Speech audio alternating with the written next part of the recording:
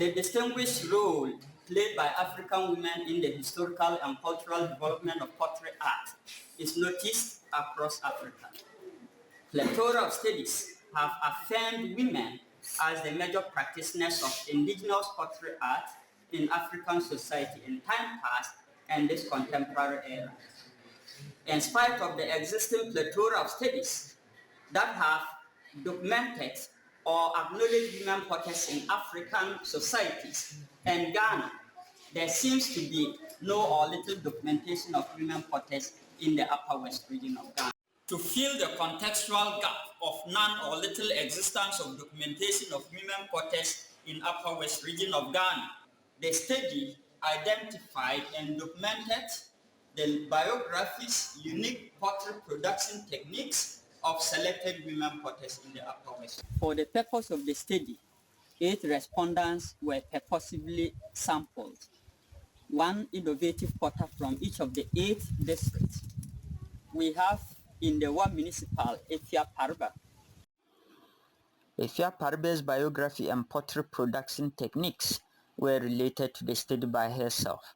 Accordingly, Efia Parba hails from Chare, a farming community located 10 kilometers north of Wa, the regional capital.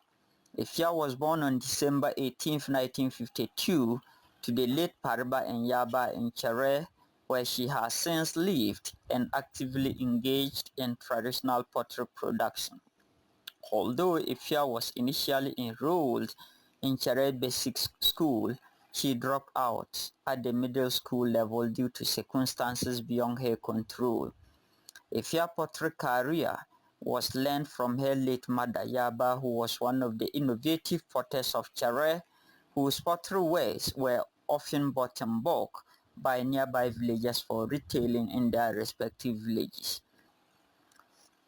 Although Efia did not have any idea about the workings of the potter's wheel, her pottery wares appear indistinguishable from those thrown on the potter's wheel.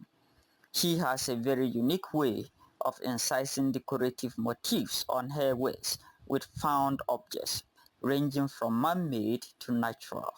Once she grabbed any object that interests her, she produced her desired decorative design. Efia explained the uses of some of her tools. That's a corn cob.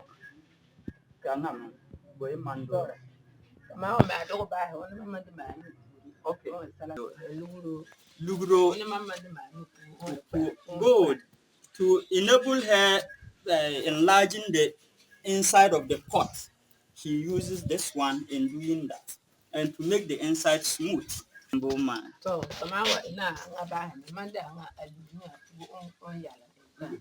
this is boy mando.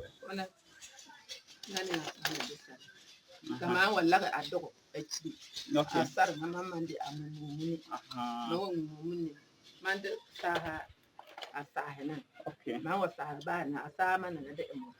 Okay.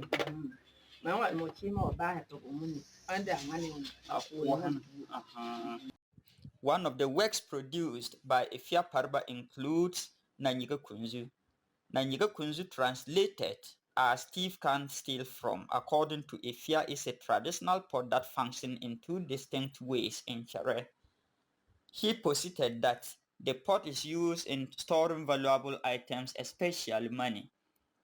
It was confirmed by Efia that the pot was referred to as Nanyiga Kunzu because the technicalities involved in its closure are only familiar to the owner. The pot, as indicated by Efia, is also used in the purification rituals of orphans in Chare. Another way is Dori.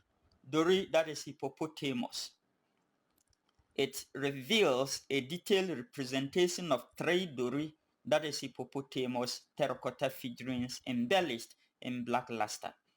Efia revealed that the production of the figurines was commissioned by a guide to the Wichao Hippo Sanctuary.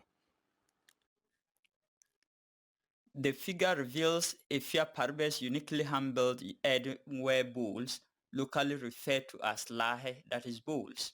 The 2 wares with well-fitted lids are the traditionally known bowls used in serving meals in Chare, except to say that their utility in this modern contemporary era is not as profound as in the ancient days due to the presence of metal and plastic bowls. Efia typified that the bigger ware is usually used in serving tuozafi, one of the staple meals of the Chere, while the small ware is used in serving the soup that often complements the tuozafi as a complete meal. The ware could also be used for ritual healing for traditional burial rites of deceased women. They are sometimes also used to stock valuables such as shea butter, smoked meat, and others. Other wares produced by Efia include the following.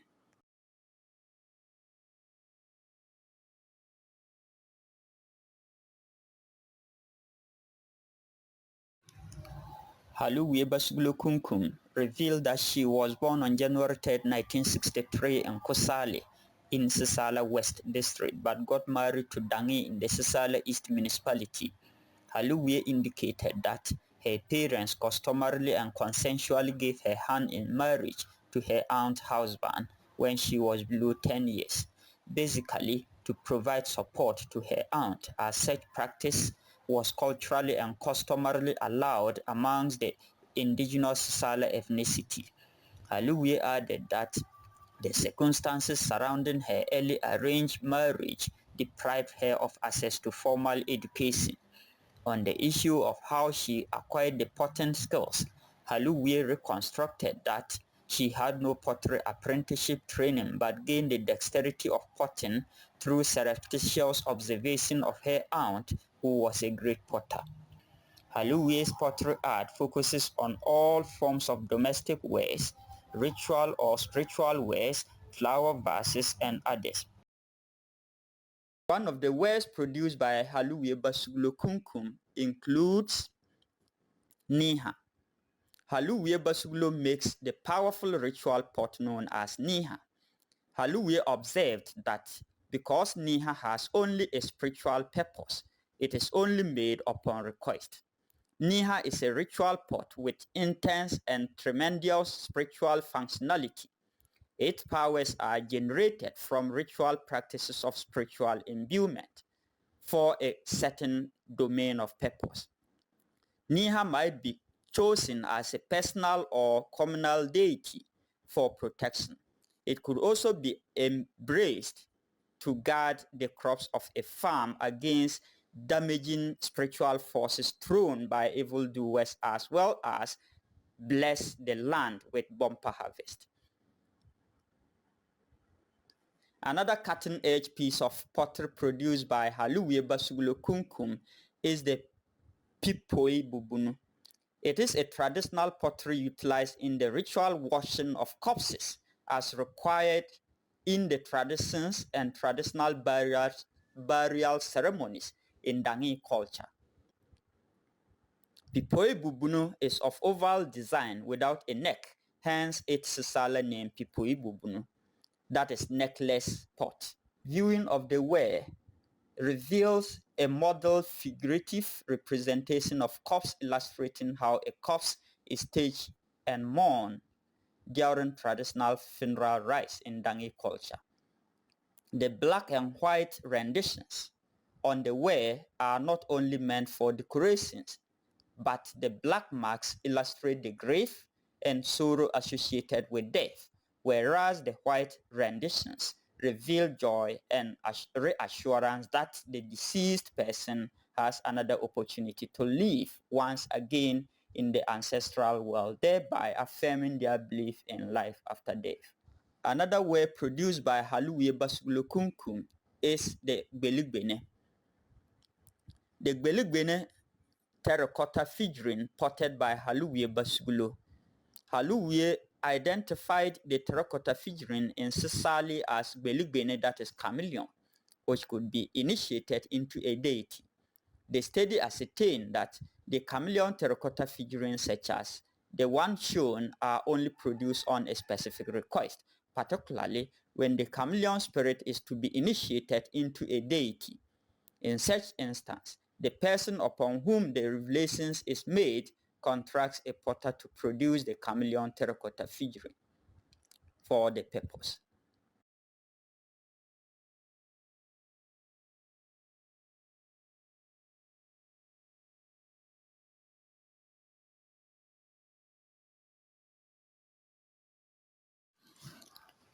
Faustina Ansah Nuri is a young distinguished potter who hails from Kunzokala but married to Nambek in the Drapa municipality in the Upper West region of Ghana.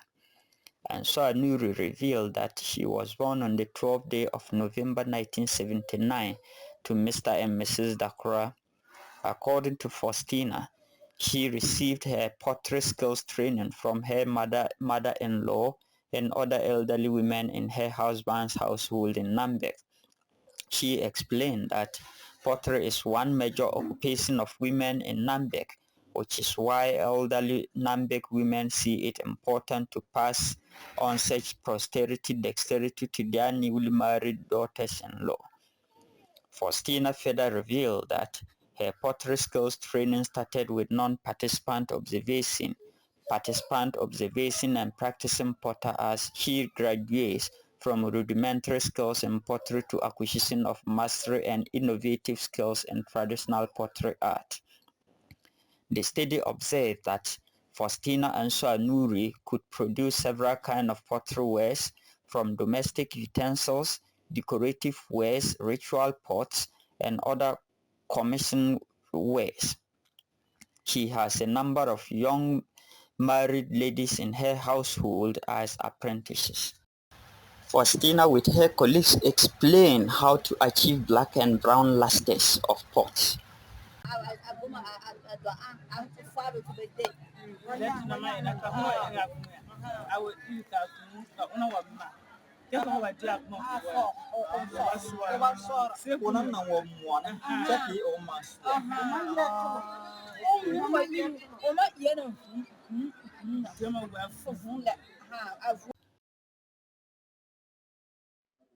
This figure is an innovative water cooling pot produced by Faustina Ansah Nuri. Ansah Nuri indicated that the doko is the preferred water cooler in some homes within the Drapa enclaves, even though a good number of indigents have shifted from clay pot to plastic and metallic containers. Ansah Nuri also claimed that, and I quote, "The pot is sizable enough to contain water that can sustain the extended family for about 2 days," unquote. She also postulates that people that use doko have attestations that the pot is preferred to modern coolers such as refrigerators because they believe it moderately cools the water for drinking and imbued in the water thirst quenching abilities. To add up, Ansah Nuri is of the view that water stored in the pot also minimizes cold that could be gotten from modern refrigerators. Quite apart from water storage, other usages of the pot were revealed by Ansah Nuri.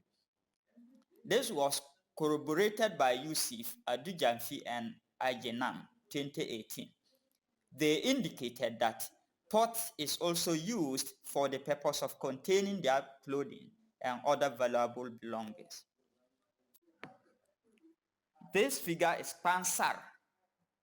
Pansar translates as guinea fowl troll. It's a unique handmade ware by Faustina Ansah Nuri purposely for watering birds.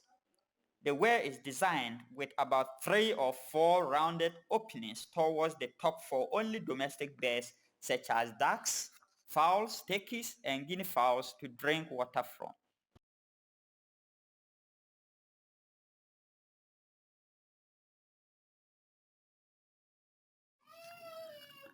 Kun Salome Bissau was born on 24 December 1951 in Kuntu in the Wa West district of the Upper West region of Ghana to Mr. Chakara Bissau and Mrs. Bissau Kampu. According to Kun Salome, she never had any form of formal education in her life. She, however, revealed that she acquired pottery dexterity from her late mother, who was a practicing potter. Kun Salome recounted that potting was part of her household chores as her mother gave her the needed pottery training, which has culminated in her robust, skillful in traditional pottery art as a source of livelihood. The study ascertained that Kun Seleme's livelihood for over 50 years now has largely been dependent on her commercial pottery activities. She makes significant monetary proceeds from the sales of her wares, which include dough, that's water pot, oil, that is for sieving, la earthenware bowls for serving food, la elme wares for bathing, frying equipment, local stoves, and many others. Gu Donziam is a prominent potter born on August 23, 1973 in Turi in Laura Municipality. Gu Don revealed that she had no formal education and was not equally taught by any potter, but acquired potting skills through her adventurous character.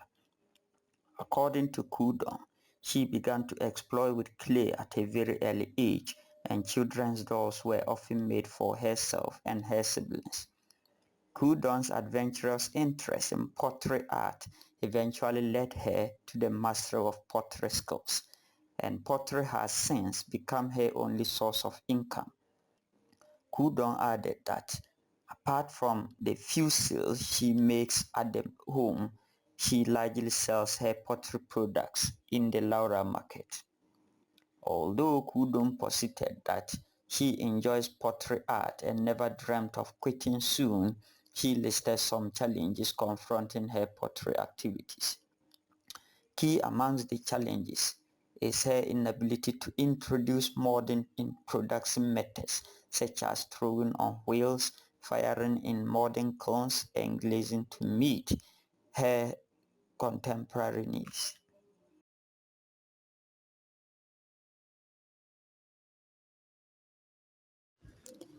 Nizu Zuma confirmed that she was born on 1st July 1963 in Nandom and married Mr. Nizu in Tantu.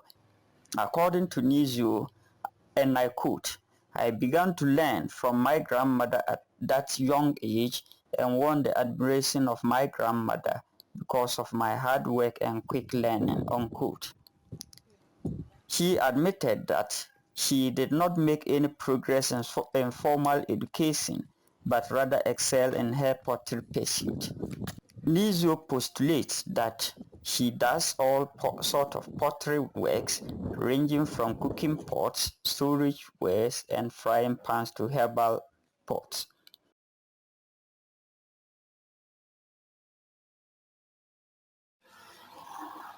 Mwene Anastasia is an innovative potter in the Kaliuna Duli district of the Upper West region of Ghana.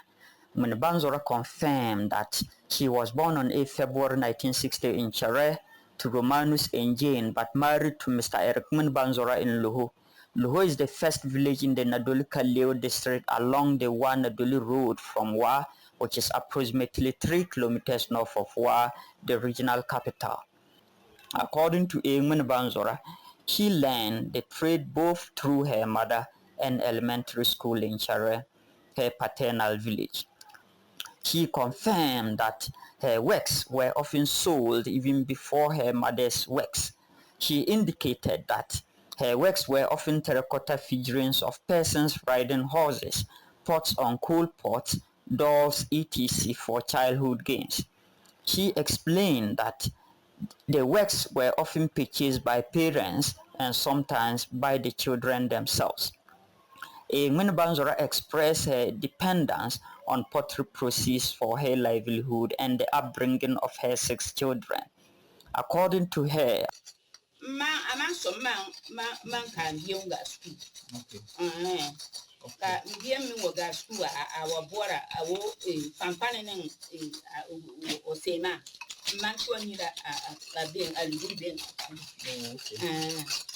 she maintained that she makes all kinds of terracotta figurines for children, pots ranging from cooking utensils, storage facilities, ritual pottery, and bowls for serving and eating food. This is an equestrian figurine innovatively modeled by Anastasia Ngwenbanzora for both its recreational and cultural relevance. The semi-abstracted terracotta piece is designed for childhood recreational games, as well as for the remembrance of the importance of horses and other animals in human lives in time past, Anastasia Minibanzora explained.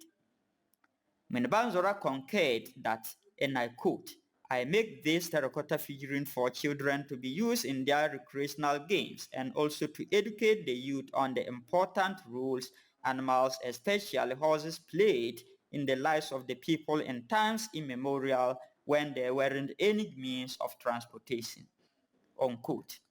Minibanzora added that horses were the main source of transportation for the elite in society and commoners could not have used them. He stressed that they were used by chiefs, warriors, renowned traders, and very important people in society.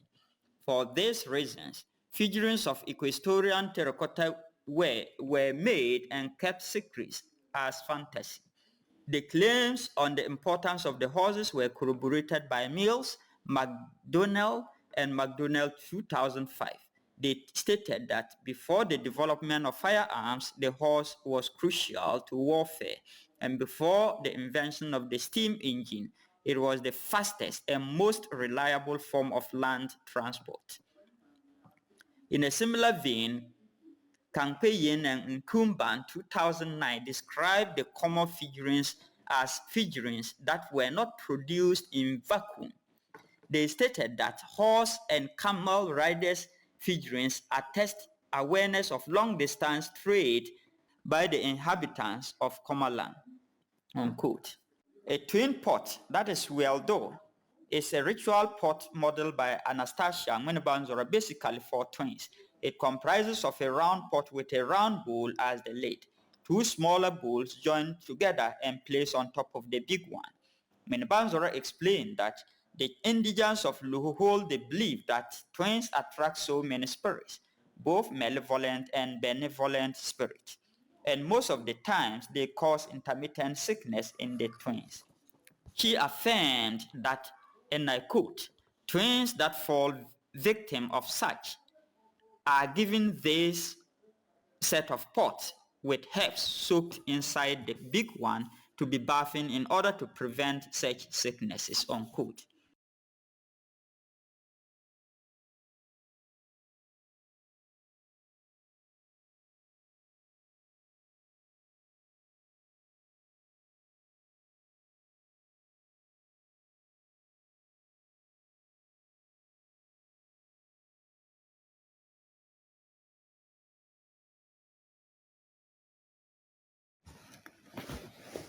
Babenyo is an old potter from Kuro in the Lambuse district. Kuro is a small farming community about 20 minutes ride north of Pina. Babenyo, the great potter in the area, revealed that she was born on July 1st, 1948. According to her, she got married to Mr. Bassin at a very tender age and gave birth to 7 children. Babenyo claims she's been doing pottery ever since she got married as a means to support her husband and children. She explained that she was never enrolled in any formal education, but became a potter through hard work and determination with assistance from older potters. Sisal Pipilo in the Koro dialect of Lambuse is translated as frying pan. It is an innovative way designed by Babenyo Bassin for baking of local cakes, kose. It is round with a flat base and thick walls. Chula is a handiwork of Babenyo Bassin. It is an oval pot with curving neck that is used for sieving purposes, especially in Dawadawa processing. Bassin explained that the pot is also used for smoking the Dawadawa, meat, and fish for preservation. Foila Pilo is an innovative way formed by Babenyo Bassin. Bassin explained that the bowl is multifunctional, though its basic function is bathing, especially herbs. According to Bassin, and I quote, "This is a large bowl that is specifically made to be used for bathing herbs. Duomvie or Venvie is a powerful ritual pot made by Bassin Babenyo. Babenyo noted that Duomvie is produced on demand due to its only spiritual functionality. The onset of the study highlighted Niha, produced by Haluwe Basuglo Kunkum in the Sesala East municipality, which was corroborated by other researchers. Interestingly, Niha looks like Duomvie in terms of appearance and functionality. The study ascertained that the production techniques of women potters in the Upper West region of Ghana are generic in nature. The study established that clay preparation, formation of wares, and finishing are common and similar among the selected potters studied. All women potters in Upper West region of Ghana, as observed by the researcher and corroborated by the potters themselves, employ the hand-building methods of pottery production with no knowledge on the workings of the potter's wheel and other means of contemporary ceramics production. The most utilized hand-building technique employed by women potters in Upper West region is the coiling method, and pinching the least utilized hand-building technique. As part of clay preparation, women potters pulverize clay in a wooden mortar with a pestle.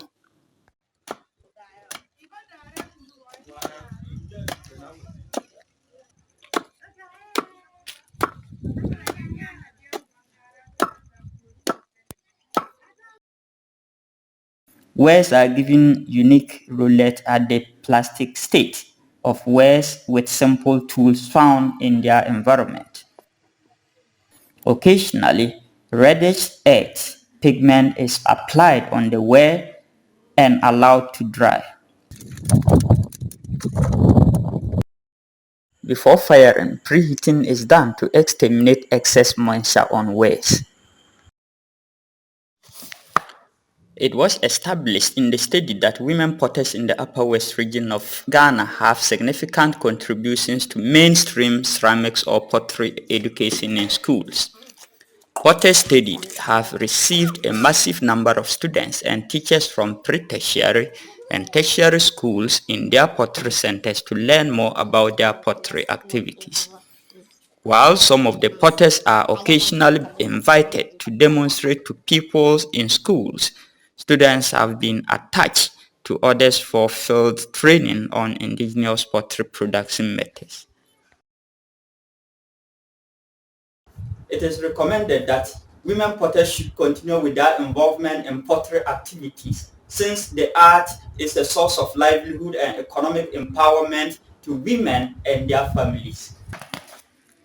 It is also recommended that potters studied in the Upper West region should seek expert training on contemporary methods of ceramic or pottery production. This would enable them to gain expertise in the use of potter's wheel, glazing, and firing in contemporary kilns, thereby reducing working time while meeting both the indigenous and contemporary pottery needs of their customers. To achieve this, the potters should put themselves into robust associations within their communities and district and solicit assistance from government and non-governmental organizations for skill upgrading in contemporary ceramics pottery production. Also, women potters should diligently continue to offer their teaching services to visual art students and schools that need their assistance. The potters should equally encourage their young ones to learn potting skills for the purpose of sustainability of the art.